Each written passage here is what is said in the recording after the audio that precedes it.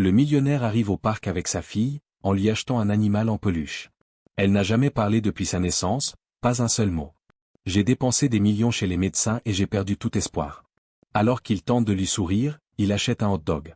C'est alors qu'un enfant sans abri se tourne vers le sandwich, le montre du doigt et dit « Si vous me donnez ce hot-dog, je ferai parler votre fille. » L'homme faillit éclater de rire.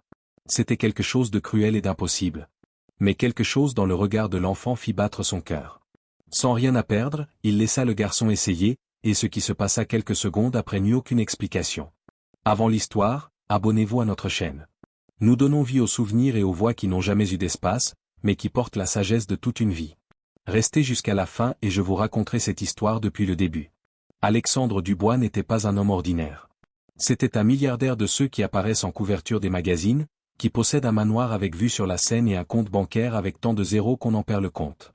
Mais il y avait quelque chose que son argent ne pouvait pas acheter, la voix de sa propre fille. Céline avait 6 ans. 6 ans de silence absolu. Depuis sa naissance, elle n'avait jamais prononcé un seul mot, ni maman, ni papa, ni oh, rien. Seulement ce regard doux, intelligent, mais muet. Et personne ne savait pourquoi. Alexandre avait dépensé une fortune. Il avait emmené sa fille chez les meilleurs médecins de Paris, Lyon, et même Londres et New York. Tous donnaient la même réponse, « Monsieur Dubois, il n'y a rien de mal avec votre fille.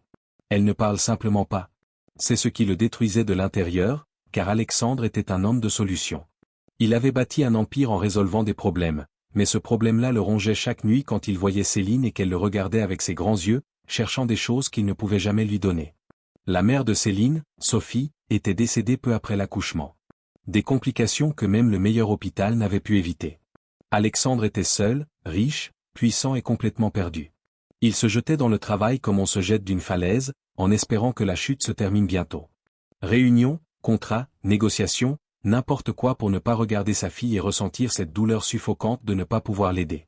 Mais quelque chose de différent se produisit en avril. Alexandre se réveilla et regarda par la fenêtre du costume principal du manoir. Le soleil entrait par les rideaux de soie. Dehors, le jardin était impeccable, comme toujours. Tout parfait, tout vide.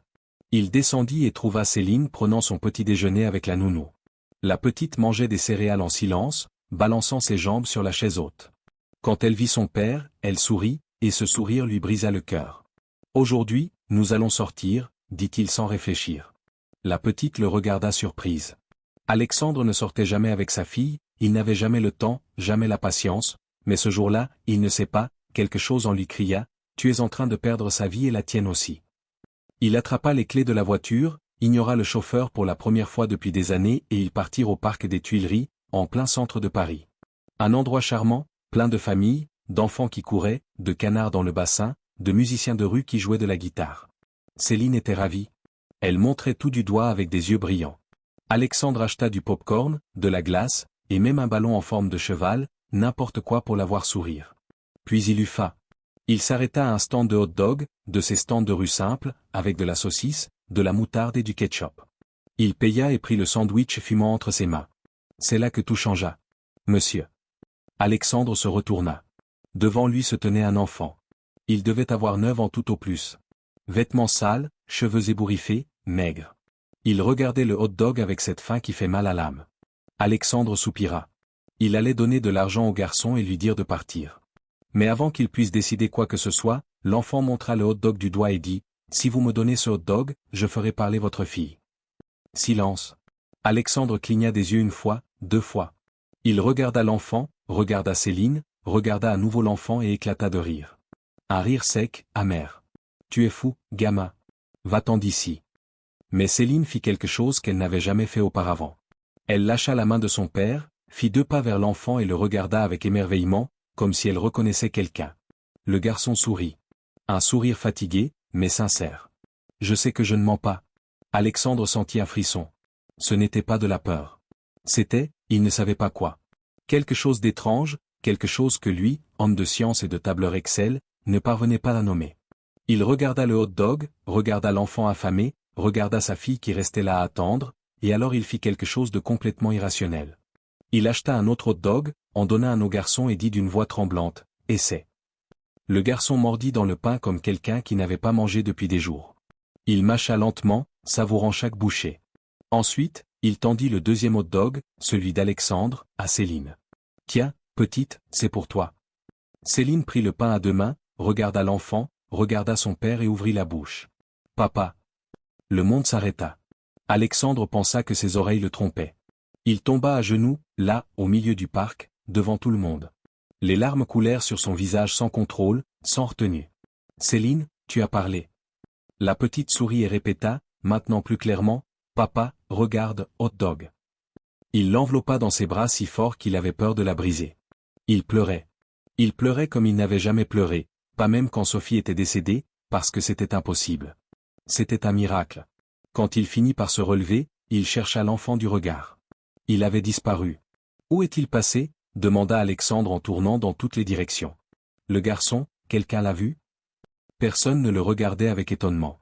Certains avaient vu la scène, mais la plupart des gens pensaient qu'il s'agissait de théâtre, d'une publicité, d'une stratégie marketing. C'est un montage, dit un monsieur avec une casquette. La petite est actrice, je l'ai vue à la télé. Quel miracle, n'importe quoi. Monsieur, votre fille allait parler de toute façon, dit une femme. Alexandre ne discuta pas. Il savait ce qu'il avait vu, senti et compris, cet enfant n'était pas ordinaire. Il chercha pendant des heures, passa en revue chaque coin du parc, demanda à tout le monde. Rien. L'enfant s'était évaporé. Cette nuit-là, Alexandre rentra avec Céline. Elle parlait. Elle représentait 6 ans de paroles qui sortaient d'un coup, et Alexandre ne put pas dormir. Il pensait à la fenêtre, à l'enfant, qui il était, pourquoi il avait disparu et surtout, comment il allait le retrouver.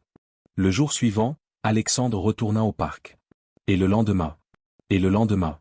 Durant une semaine entière, il chercha tous les jours, jusqu'à ce qu'un soir, il le trouve. Si vous êtes captivé par l'histoire, abonnez-vous à la chaîne et préparez-vous à cette finale émouvante. C'était dans une rue à 3 pâtés de maison du parc. L'enfant dormait recroquevillé sur un morceau de carton mouillé, tremblant de froid. À ses côtés, un chien errant, maigre et sale, dormait aussi. Alexandre sentit sa poitrine se serrer. Quelqu'un avait fait l'impossible pour sa fille et ce quelqu'un était là, seul, affamé, gelé, perdu pour le monde. Il s'agenouilla et toucha l'épaule de l'enfant. « Hé, réveille-toi !» Le garçon ouvrit les yeux, effrayé. Quand il vit Alexandre, il se détendit un peu. « Ah, c'est vous? Quel est ton nom? » « Lucas. »« Lucas. » Alexandre respira profondément. « Tu viens avec moi maintenant ?» L'enfant fronça les sourcils. « Pourquoi? » « Parce que personne ne devrait dormir dans la rue. Tu n'auras plus jamais faim. Tu ne seras plus jamais seul. » Lucas le regarda avec méfiance. « Vous allez m'envoyer dans un orphelinat? » « Non. Tu vas venir chez moi. Tu vas vivre avec nous, avec moi et avec Céline. » L'enfant cligna des yeux, confus. « Pourquoi vous feriez ça? » Alexandre sourit, les yeux remplis de larmes. « Parce que tu as rendu la voix à ma fille. »« Et alors? »« Parce que j'ai beaucoup à apprendre de toi. » Lucas hésita. Il regarda le chien. « Lui aussi? » ?»« Lui aussi. » Et c'est ainsi qu'Alexandre Dubois rentra chez lui avec un enfant des rues, un chien bâtard et une leçon que personne n'enseigne. Parfois, la plus grande richesse se trouve chez celui qu'on croyait sans valeur. Dans les jours suivants, Alexandre essaya de comprendre Lucas. Il posa des questions, beaucoup de questions. « D'où viens-tu? Qui sont tes parents? Comment savais-tu que Céline parlerait? » Lucas répondait toujours la même chose, « Je ne sais pas, monsieur. Je l'ai juste senti. Je l'ai regardée et j'ai eu l'impression qu'elle avait besoin de quelqu'un qui croit en elle. C'est tout. Mais pourquoi as-tu dit que tu la ferais parler? » Eh bien, Lucas haussa les épaules en mangeant un morceau de gâteau que la cuisinière avait préparé. Il suffisait juste d'avoir quelqu'un qui ne la traite pas comme si elle était cassée. Alexandre resta silencieux. Il pensa à tous les médecins, thérapeutes, spécialistes. Tous regardaient Céline comme un problème à résoudre. Lucas la regardait comme une personne. C'était aussi simple que ça. Et c'est là qu'Alexandre comprit. Le miracle n'était pas seulement que Céline parle. Le miracle était que lui, Alexandre, avait finalement appris à écouter. 3 mois plus tard, Paris eut une nouvelle dans les journaux, un milliardaire inaugure un refuge pour enfants des rues en l'honneur d'un garçon qui a sauvé sa fille. Le lieu s'appelait Maison Espérance. C'était immense, avec des lits propres, des vêtements neufs, 3 repas par jour, une école, des psychologues, des professeurs d'art, de musique, de sport. Tout gratuit. Tout avec dignité. Lors de l'inauguration, Alexandre fit un discours, mais ce n'était pas ce discours d'entrepreneur. C'était honnête, brut. J'ai passé toute ma vie à croire que le succès, c'était l'argent, que le pouvoir, c'était le contrôle, que je pouvais tout résoudre seul. Et puis un enfant des rues, affamé, sans rien, m'a enseigné la plus grande leçon de ma vie. Les miracles n'achètent pas avec de l'argent, ils se construisent avec la présence et le cœur. Le public applaudit. Céline monta sur scène aux côtés de Lucas, main dans la main. Maintenant, elle parlait sans arrêt, racontait des blagues, chantait des chansons. Elle prenait des cours de piano. Elle voulait être vétérinaire quand elle serait grande. Et Lucas était désormais le fils d'Alexandre, adopté officiellement, vivant dans la maison, étudiant dans une école privée, ayant des vêtements, des livres et des jouets, mais il restait le même garçon simple, au cœur immense. Le chien courait librement dans le jardin. Une fois, Alexandre demanda, « Lucas, savais-tu vraiment que tu allais faire parler Céline ?» Lucas réfléchit un instant et sourit. « Non. Mais j'avais très faim. Et je me suis dit que c'était la seule chose que je pouvais offrir. » Alexandre rit, mais il savait qu'au fond, c'était exactement ce dont il avait besoin aussi. Fin de vivre vraiment, et il était encore temps de changer. Des années plus tard, la Maison Espérance avait aidé plus de 800 enfants. Beaucoup avaient été adoptés, d'autres étaient retournés avec leur famille.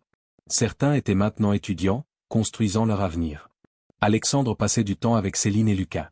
Ils allaient au cinéma, se promenaient dans le parc. Il leur racontait des histoires avant de dormir. Jouaient avec le chien dans le jardin. Il n'était plus cet homme froid, contrôleur, obsédé par l'argent. Il était un vrai père.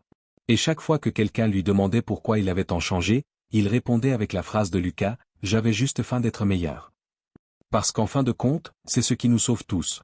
La faim d'être meilleur est la vie qui, même au milieu du chaos, réussit des miracles. Parfois dans un parc, parfois avec un hot dog, et toujours quand on s'y attend le moins. Cette histoire vous a touché? Alors abonnez-vous à la chaîne pour ne pas manquer les prochaines et dites-nous dans les commentaires ce que vous en pensez. À la prochaine histoire.